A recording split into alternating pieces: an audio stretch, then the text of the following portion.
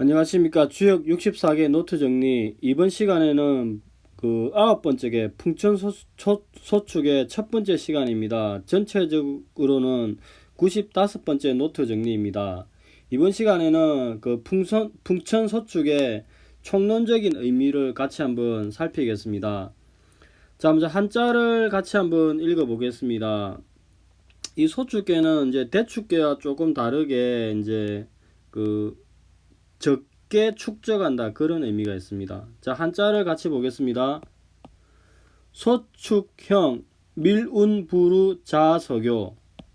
소축은 형통하니 구름이 빽빽하나 불우 비가 내리지 않는 것은 자석요 우리 서쪽들 교회에서부터이니라, 이렇게 이야기합니다. 이 소축의 의미에 대해서 일반적으로 소축은 붙들다, 쌓다, 기르다, 축적하다, 그런 의미죠. 근데 소축이니까 축적한 게 적다고 이야기합니다. 그래서 이렇게 작은 것들이 큰 것을 붙들어 기르는 이치가 소축계가 주는 의미라고 이야기합니다. 이렇게 소축계는 상계는 풍, 바람이고 학계는 이렇게 하늘천, 건천이죠. 그래서 상괴는 풍, 바람, 들어가다, 공손함, 장려, 엎드리다, 하늘의 섭리, 명령의 의미가 있습니다. 학괴는 천은 이제 하늘, 강건함의 의미가 있죠. 그래서 하늘 위에 짙은 구름이 끼었으나 아직 비가 내리지 않는다, 이렇게 이야기합니다. 그러니까 기본적으로 이제 이걸 보면은 이게 풍천소축이고 이게 산천대축이죠. 그래서 이 음이 지금 강을 억누르고 있죠. 이 양강 세 개를. 근데 이 억누르는 힘이 생각보다 강하지가 않습니다. 산천대축은 이렇게 음이 두 개 있죠. 음이 두 개가 이렇게 억누르는 힘이 조금 세죠. 강을 이렇게 억누르는 힘이. 그래서 이 개는 산천대축이고 이 9번째 개는 풍천소축이라고 이야기합니다. 그래서 이제 소축계하고 대축계가 차이가 있으니까 이렇게 이제 보는 겁니다. 산천대축은 다음에 또 공부할 시간이 있으니까 오늘은 이제 소축에 대해서 알아보겠습니다. 그리고 이제 자아석유라는 부분에 대해서도 그 해석사항 대립이 있는데, 여기를 한국이라 치면은 이쪽이 이제 중국이죠, 전체가. 근데 이제 은나라 수도가 이렇게 있습니다. 그 은나라 수도의 서쪽에 이렇게 유리옥이 이제 있다고 합니다. 그 유리옥이 이제 있으니까 여기에 신흥 세력, 문왕, 개혁 세력이 여기에 머물고 있는 거죠. 유리옥 저쪽에. 그래서 밀운부루 자석요 이 부분을 보기를 해석을 하기를, 밀운부루는 비가 오지 않아서 답답한 분위기라고 합니다. 석요는 문왕이 갇혀있던 유리옥인데 유리옥은 수도의 서쪽에 위치한 것을 말합니다. 그래서 자아석요 서쪽들에서부터이니라, 이렇게 이야기하는데, 이게 이제 두 가지로 해석을 할 수 있습니다. 혁명의 세력이 왔는데 아직 상황이 성숙되지 않아서 비가 되지 않아서 밀운부루, 구름은 빽빽하나 비가 내리지 않는다, 그렇게 해석하는 것인지, 아니다, 서쪽에서 더 많은 구름이 밀려와서 상황의 방전이 임박했으므로 소축의 시기이니 축적하고 기다리는 의미인지, 이렇게 내포된 의미가 있다고 합니다. 그래서 이제 그 64개 중에 미룬부루 자소교가 계속 나옵니다. 계속 나왔을 때 이 비가 되지 않는, 구름이 빽빽하고 비가 되지 않는 상황에서 개혁 세력이 이제 상황이 이미 터질 대로 터졌는데 조금 기다릴 것인지, 아니다, 아직 상황이 임박하지 않았다, 이 양면적인 관점이 있으니까 이걸 염두에 두시고 개별 괴나 효사나 를 바라봐야 될 것 같습니다. 이런 의미가 있으니까 자아석유는 자주 나오니까 이런 점을 염두에 두시기 바랍니다. 자, 단사를 같이 한번 읽어보겠습니다. 소축, 유득이 상하응지 왈 소축. 소축은 유가 자리를 얻어서 위아래가 서로 응하는 것을 소축이라 이야기한다. 건이손, 강중이지행 내행. 건실하면서 겸손하고 강이 중을 얻어 뜻을 행하니 마침내 형통하니라. 미룬부루 상황야. 미룬부루는 숭상함이 가는 것이요 자석요 심의행야. 우리 서쪽 교회로부터 시작한다는 것은 베푸는 것이 아직 행하여지지 않음이요 이렇게 이야기합니다. 그러니까 미룬부 자석으로 이제 이렇게 조금 이 단사를 보고 조금 더 고민을 더 하는 거죠. 대상전을 보겠습니다. 풍행천상 소축 군자의 의문덕 바람이 하늘로 나가는 게 소축이니 군자는 이로써 문덕을 아름답게 해야 하니라. 즉 바람이 하늘 위에 불고 있으나 아직 땅에 미치지 않았다. 그래 축적한 게 조금 적으니까 이 상을 보고서 군자의 의문덕 이렇게 이야기합니다. 군자는 이로써 문덕을 아름답게 하니라 이렇게 이야기합니다. 자 여기까지가 기존의 설명이고 다산의 이제 그 설명을 같이 한번 보겠습니다. 자 한자를 먼저 같이 보겠습니다. 소축형 미룬부로 자석요 소축은 형통함이다. 짙은 구름이 끼었으나 비가 오지 않으니 우리 서쪽 서교의 들판에서 교제를 지낸다 이렇게 이야기합니다.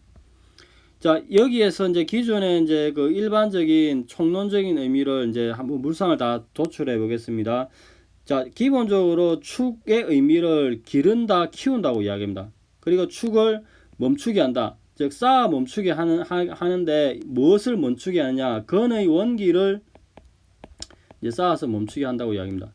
그래서 기본적으로 이게 이제 풍천소축 본계죠. 본계는 또 다른 본계의 모계인 이렇게 천풍구와 택천케에서 왔습니다. 택천케 시절에는 양기가 너무 이렇게 많이 와 있는 상태죠.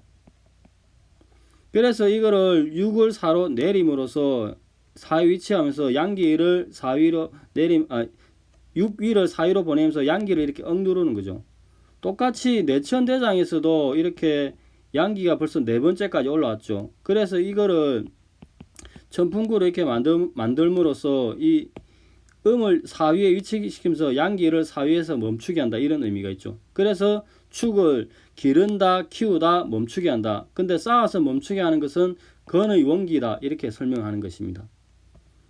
그 다음 형은 형통하다의 의미는 이게 이제 그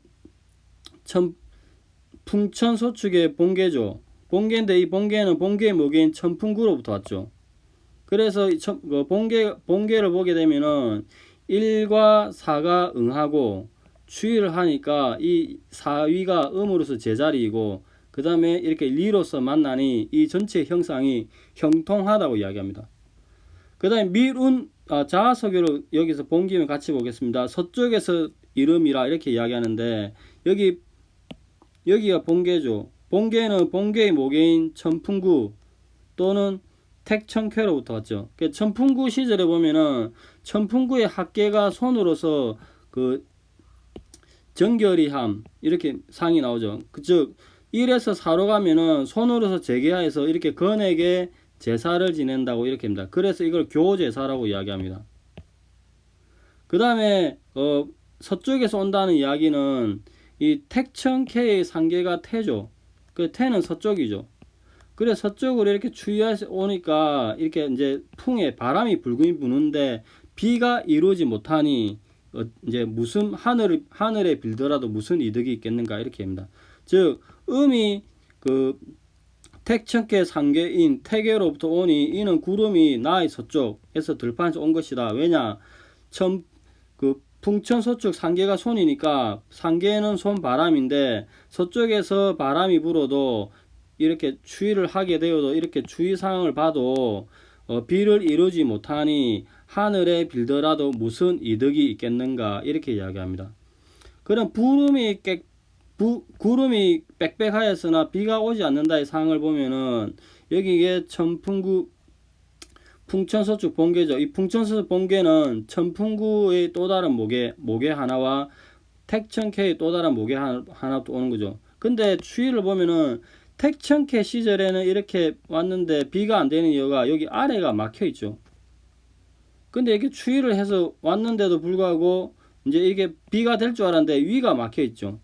그래서 결국에는 감이 되지 않아서 비가 되지 않는다 이렇게 이야기합니다. 즉 글을 보면은 또 다른 모계인 택천케의 감위에 4, 5, 6 감위에 이 밑이 막혀서 비가 되지 않는다. 그런데 추위를 했는데 감 위에 다시 제일 꼭대기 상구가 짝대기 하나 양으로서 위가 막히니 또 비가 되지 않는다. 즉 이 상황을 구름이 꽉 끼었으나 비가 오지 않는 상황, 즉 밀운불우라고 이야기를 하는 것입니다. 그 다음에 상하응은 이게 아까 이야기했듯이 1가 4가 이렇게 응하고, 그 다음에 강이 4가 위로 간다고 하더라도 비가 되지 않는다, 그 상황을 이야기하고, 그 다음에 뭐 그런 이야기를 하는 것입니다. 그 다음에 강중이 이지행, 뜻을 펼친다는 것은 중간에 리가 있어서 뜻을 펼치는 그런 의미가 있다고 이야기합니다. 자, 여기까지가 이제 총론적인 설명이고, 그 대상전을 한번 보겠습니다. 상활 풍행청상 소축 군자의 의문덕. 하늘 위에 부는 것이 소축계의 상이다. 군자는 이 괴상을 살핌으로써 찬란하게 빛나는 문덕을 순수하고 아름답게 한다, 이렇게 이야기합니다. 자, 여기가 풍천소축계죠. 풍천소축계는 아까도 역시 본계의 모계의 하나인 천풍구와 택천캐로부터 하는데, 그 여기서 이 설명을 보면은